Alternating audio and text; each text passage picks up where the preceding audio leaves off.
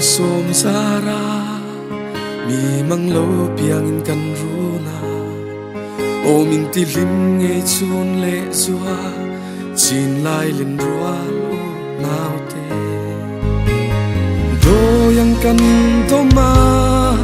kan en chim lo sei te kha be sein kan thir fo china sak ning na than ve hun olal pa kan tuar thiam lo riat thiama hari ren rua thi oi ram tan thei tok chua na vang lai hun lua lan zong te ria rial to lo tia kan lo thir lain nun rong thi na king suar luang chua vom khua thin tak le kan phalo kan tiam lo shil kan hai ana ram te kan run moi tu bial ra run moi an ni fam mai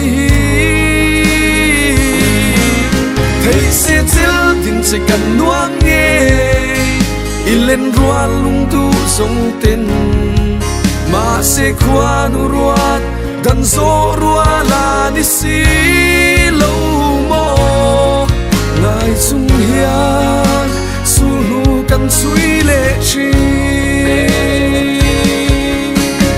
sak nu po phel lo va kan to duat krista rong bol tura lal pa ruat nia kan ngai kan chuan kan thir kha tu na zir zo ku ma lo thenga ma se lal pa kan ship thiam lo irem ruat thi kan tor thiam lo dam na run bel hun la ong si lo kwa han tom hun la ong si lo sul nu chu yang a in kan chapa phong nu nga in mit tu ya luanga thei se ti ya tu san song tu na chuan kan to kira ma se tak ram thleng si lo vin thin lung liam in kan pun chi na chon sai reng rel thei to si lo te a ti yang a ya kan to na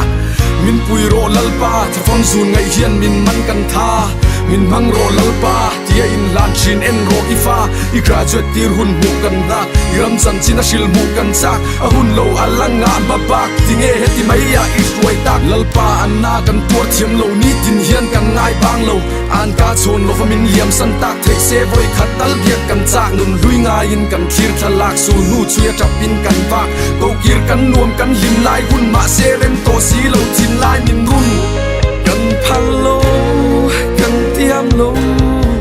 shil kan hai ana ram te kan run moi tu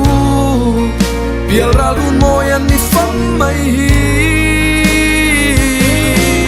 thei se til din se kan nuang nge ilen rua lung tu song ten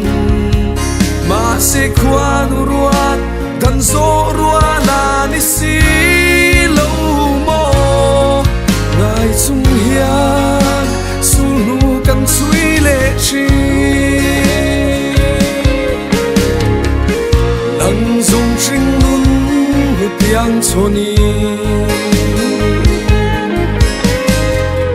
pa an chunga ileng to a min lo bua kan se o van ko thera chua kan tu faga sai vor pui se kan na lel kan phalo kan tiam lo chil kan hai ana ram te kan run moi tu run chung ti lim chin tu ra len moi an tu fi lim tu tiam lo le ui chung se la pa an chung a I loi tu kha se chin mi chel din tai chang se nei lung khon nan hun om se len I chun le zua u na se hian I dam nan chun kan hua ma sin ma se kwa nu ro rel ta na hun reng ve si lo mo chil kan hei an na kan ti ram te ngai chung hian